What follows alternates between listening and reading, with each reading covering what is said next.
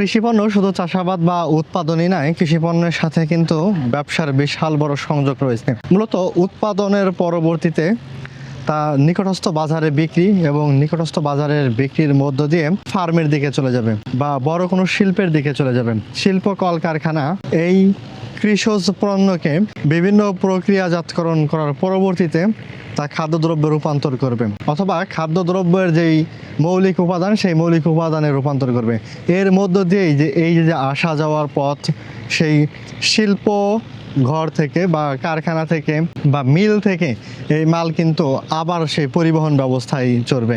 পরিবহন ব্যবস্থার মধ্য দিয়ে প্রান্তিক পর্যায়ে চাষি হোক বা এই ভোক্তা পর্যায়ে যারা আছে তাদের কাছে নিয়ে পৌঁছে দেবে। তো তারই এক চিত্র দেখাতে চলে আসছি ঘাট পাড়ে অথবা নদীর ঘাটে।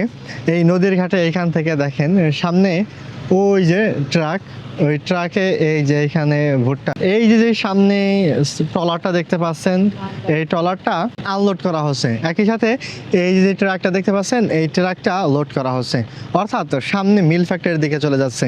এই মিল ফ্যাক্টরি বা এইখান থেকে পরবর্তী পর্যায়ে পরবর্তী ধাপে যাওয়ার প্রক্রিয়া বেশ বড় হয়ে থাকে। এই নদী বন্দরের মধ্য দিয়ে দেশের বিভিন্ন প্রান্ত থেকে এই যে শহরের মিল ফ্যাক্টরি, এই মিল ফ্যাক্টরিতে আনা হয়ে থাকে। এইখান থেকে কিন্তু পরবর্তীতে এই ভুট্টা গমের সাথে মিশ্রিত হয়ে যখন আটায় রূপান্তর হবে, তার পরবর্তীতে সেই আটা কিন্তু দেশের আবার বিভিন্ন প্রান্তে চলে যাবে। এই বিভিন্ন প্রান্তে যাওয়ার মধ্য দিয়ে বিভিন্ন শ্রেণী পেশা, বিশেষ করে শ্রমজীবী মানুষের বড় এক স্তর রয়েছে, ট্রাকের স্তরে অথবা নৌযানের স্তরে, মিলের স্তরে।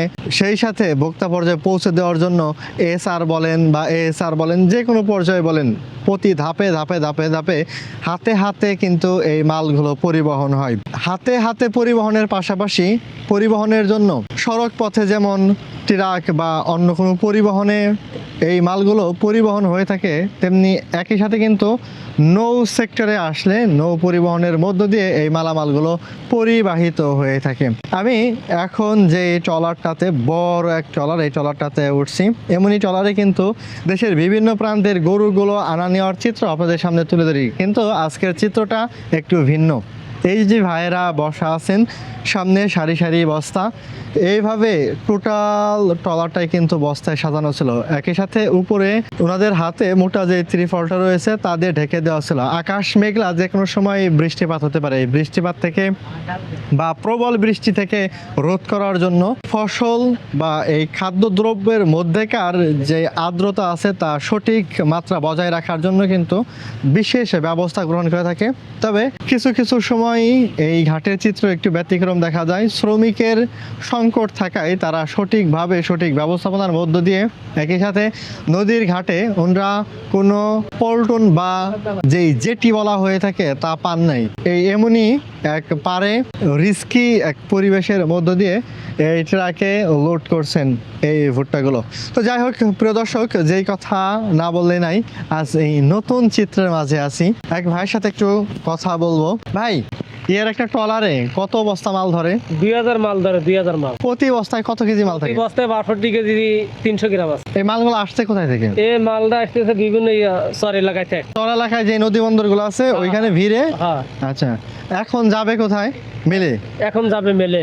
আচ্ছা, তো যেই কথা বলতে না বলতেই ওনার মুখ থেকে শুনলাম কথাটা, এখন কিন্তু ট্রাক লোড হচ্ছে, মূলত সামনে থাকা ট্রলারটা আনলোড হচ্ছে। আমি শুনেছি যে দেশের বিভিন্ন জেলা থেকে নাকি এই নদী বন্দরে আসে, আসলে কি তাই? হ্যাঁ, আসে আসে, বিভিন্ন জায়গা থেকে আসে। এখানে আসে না? এখানে আসে। আপনারা কতজন শ্রমিক কাজ করছেন এখানে ভাই? শ্রমিকের কোনো হিসাব নেই, এই ট্রলারে কাজ করতে 10 জন, আর এক ট্রলার 10 জন আছে। এইভাবে হিসেবে মোটামুটি 1002 লোক আছে। এনে ট্রলার 200-র উপরে আছে। 200-র উপরে? 200-র উপরে আছে। এই ছোট এক নদী বন্দরেই? হ্যাঁ। আপনাদের এখানে 10 জন কাজ করতেছে? আমাদের এখানে 10 জন কাজ করতেছি, ট্রলারে 5 জন আছে। আচ্ছা, আপনাদের শ্রম মূল্য কেমন, মানে কেমন টাকা পান? আমাদের টাকা দেখা যায় সারাদিন পরিশ্রম করলে পারে 1000-1200 টাকা রোজ পায়। আচ্ছা, এর এক বস্তায় কত টাকা দেয়? এর এক বস্তা 6 টাকা দেয়। 6 টাকা করে। 6 টাকা দেয়। আচ্ছা, এই 62 কেজি মাল আপনি এখানে লোড করে দেবেন। ট্রলার থেকে গাড়িতে দিতেছি 6 টাকা। সবচেয়ে ঝুঁকির পথ কোনটুক? ঝুঁকির পথ হলো গিয়ে সিঁড়ি, মানে যে কোনো সময় পিছলে পড়তে পারে। অবশ্যই। হ্যাঁ, আবার এখন তো বৃষ্টির সময়। হ্যাঁ, বৃষ্টির সময় কাজ স্লিপ করি খাবে। না, বৃষ্টির সময় স্লিপ কাটবে। আচ্ছা আচ্ছা ভাই, আপনার তো দীর্ঘদিন যাবত কাজ করেন, কখনো কি দেখছেন দুর্ঘটনা ঘটছে? আশেপাশে মানে এখানে গিয়ে দুর্ঘটনা ঘটে, করেছে স্লিপ খায় একজন মানুষ, পড়ে যাচ্ছে, পা ভেঙে যাচ্ছে, আবার কত বাঁচতেছে না, মারা যাচ্ছে। আচ্ছা, ভাইয়ের নামটা? আমার নাম মোহাম্মদ আব্দুল হালিম ভাই। কোন জেলা? সিরাজগঞ্জ জেলা, সাজাদপুর থানা। এটাই আসছেন এই ট্রলারে? হ্যাঁ, আচ্ছা। এই ট্রলারে আসিনি। ও, আপনি এখানে কাজ হ্যাঁ, করেন? এখানে কাজের জন্য। এখানে কাজের সন্ধান পেলেন কিভাবে? এখানে কাজে সারা বাংলাদেশে আমাদের জানা আছে, যেখানে কাজ আছে সেখানে আমরা যাই। মানে একটা লিঙ্ক থাকে নাকি? হ্যাঁ, লিঙ্কটা। তো এখানে যারা পরিশ্রম করেন, আমাদের এক ভাইয়ের সাথে আলাপ হচ্ছিল, এখানকার পরিবেশ পরিস্থিতি, একই সাথে এর একটা ট্রলার এবং এই ট্রাকে লোড আনলোডের বিষয়টা তার সাথে আলাপ করলাম এবং কিছু অংশ ভিডিও ধারণ করলাম। তার কাছ থেকে শুনলাম যে এই যে চিত্রটা, কৃষি পণ্য যে শুধু উৎপাদন, উদ্যোক্তা হওয়া, কৃষি পর্যায়ে পড়ে থাকে বিষয়টা এমন না। হ্যাঁ, আপনারাও জানেন যে দেশের বিভিন্ন অঞ্চলে পরিবহন হয়ে থাকে, তবে তারই একটা চিত্র এই যে এখানে আসলাম, দেখলাম এই কৃষির সাথে শুধু যে কৃষকই সম্পৃক্ত বিষয়টা এমন না, শ্রমিক সম্পৃক্ত আছে। তবে বড় সমস্যা হলো, আরেকটা বিষয়, ড্রাইভারও সম্পৃক্ত আছে। তবে বড় সমস্যা হলো এই কৃষক শ্রমিক বা ড্রাইভারকেও ধরতে পারেন, না ধরলেও হয়।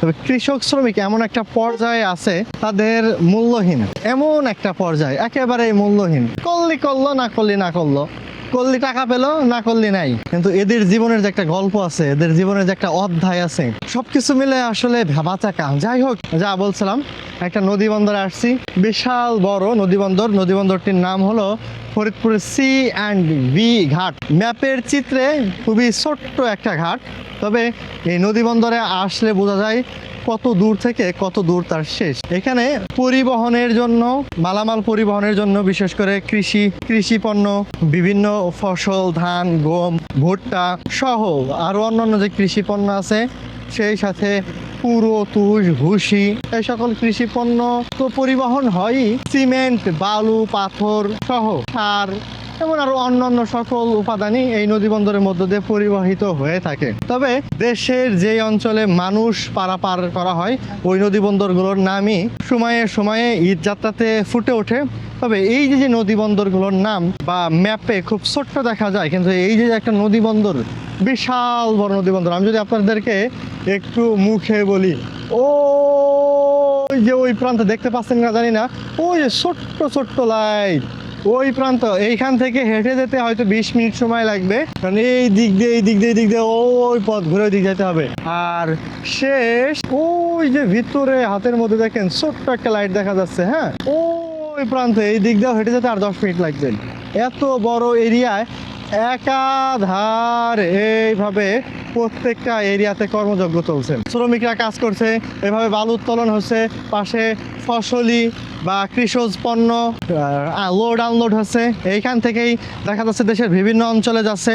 তবে বিভিন্ন অঞ্চলে যাওয়ার মধ্যে আমি কয়েকটা অঞ্চলের নাম শুনেছি, তার মধ্যে হলো কুমিল্লা, নোয়াখালী। তো এই সব অঞ্চলে যায় এবং একই সাথে এই যে বড় বড় কয়েকটা চর আছে, এইদিকে কবিরপুর চর, কর্ণ সুবর্ণ চর এবং আরও কিছু চর আছে, ঢাকা এবং ফরিদপুরের মাঝামাঝি অনেকগুলো চর আছে।